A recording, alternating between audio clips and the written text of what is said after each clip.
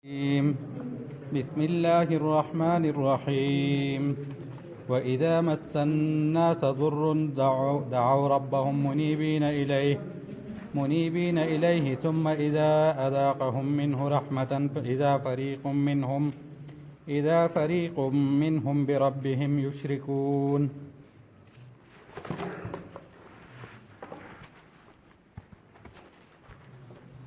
الحمد لله الذي من علينا بجزيل النعم والصلاة والسلام على سيد العرب والعجم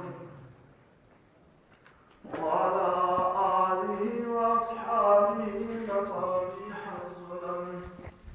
أما بعد فأعوذ بالله من الشيطان الرجيم. بسم الله الرحمن الرحيم.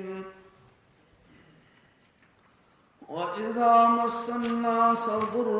دعوا ربهم منيبين إليه ثم إذا أذاقهم منه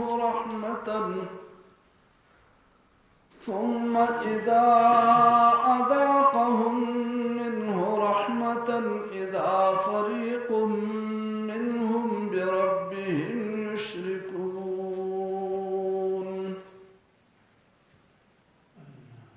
سورة الروم آية نمبر 3. دا کافرانو دا مشرکینو بے انصافی ذکر کئی چې کله دوی باندې سخت تکلیف راشي نو هغه وخت کې دوی الله پاک ته आवाज کوي او چې الله دا تکلیف نه بچ کی نو بیا د الله سره شریک جوړي دا الله د نعمتونو ناشکری کوي. الله پاک دې دې پته بوته ولګي په دومره سخت په مضبوطی سره لګیا دي په خپل چې ګویا د سره دلیل دی په دې خبره باندې.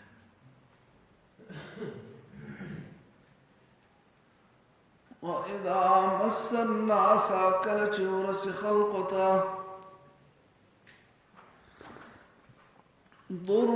تکلیف دعوا ربهم رابل خپل رب منیبین الیه رجوع کوونکي اغتا ټول مشرکان به تاریخي ثم اذا اذاقهم منه رحمة بیا چې کله ورسید الله د طرفنا دوی ته خوشحالي اذا فريق منهم ناثاپا یو ډله د دوی نه بربهم یشرکون د خپل رب سره شریک جوړي لیکفروا بما آتیناهم چې ناشکریو کی د هغه نعمتونو چې ما ورکړي دي دوی لا فتمتعوا بس فائدہ واخلئ فسوف تعلمون زرد چې تاسو ته پته ولګي. ام انزلنا عليهم سلطانا یا ما نازل کړه دې په دوی باندې په دې شرک څه دلیل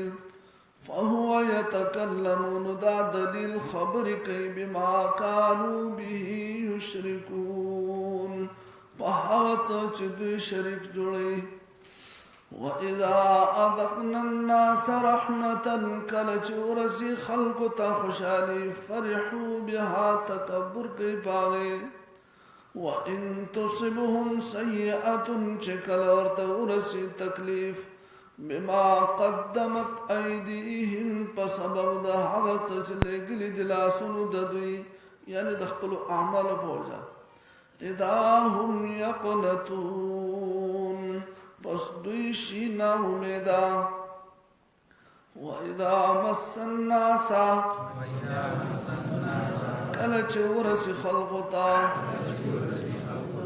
ضر تکلیف دعوا ربهم رابل خپل رب منیبین الیه رجوع کوونکي اغتا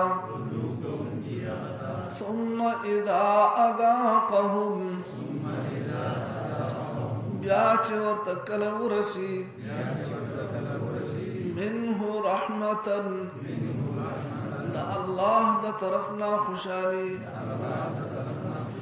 إذا فريق منهم نو يودل ددوينا بربهم يشركون دخبر رب سرع شريك جوړي يكفروا بما آتيناهم چې ناشکریو کی د هغه نعمت چې ما ورکړې ده فتمتعوا پس مزیو کوي فسوف تعلمون زرد پتبل تولگی ام انزلنا علیہم یا ما نازل کرده پدوی بانده سلطانا دلیل فهو يتكلم پس هاغ خبر کی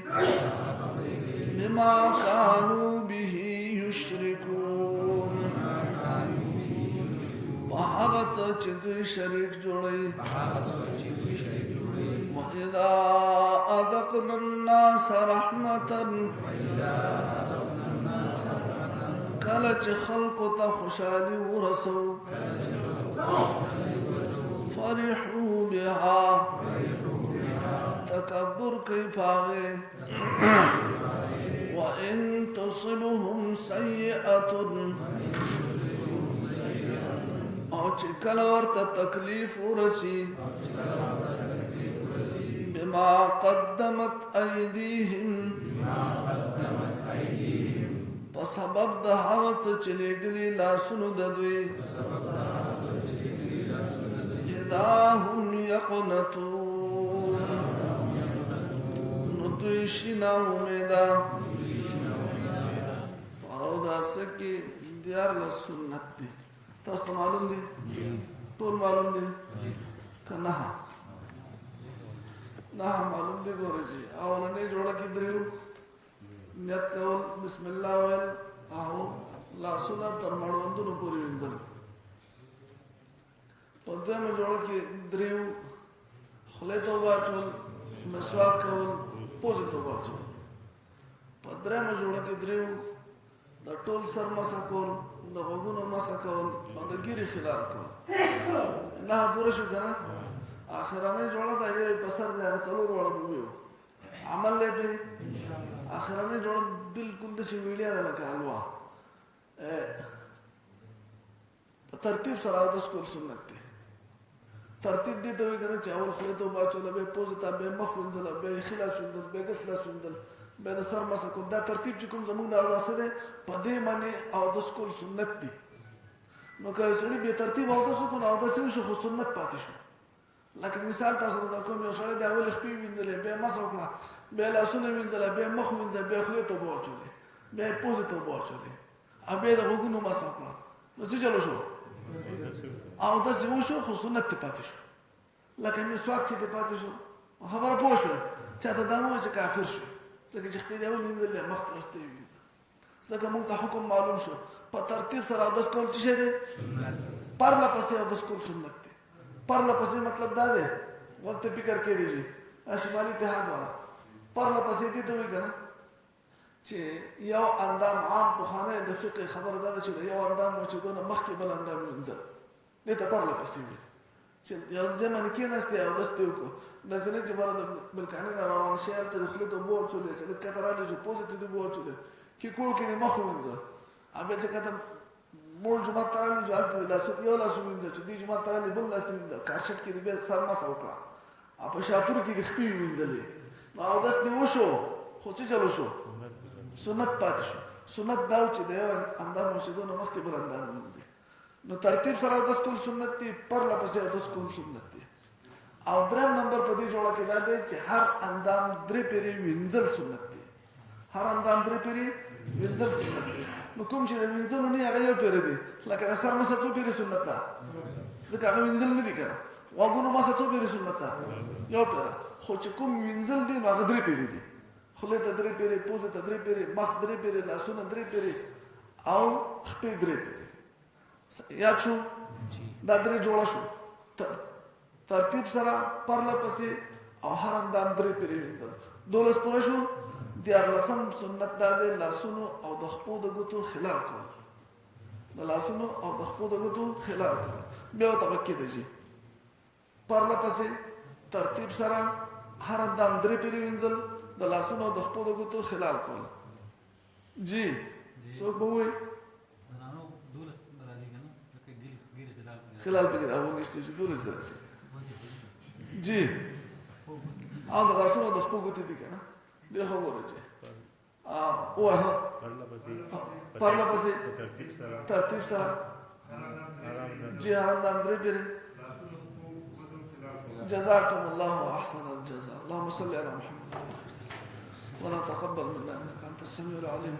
وتب علينا انك انت التواب الرحيم. اللهم اعنا على ذكرك وشكرك وحسن عبادتك. صلى الله على محمد.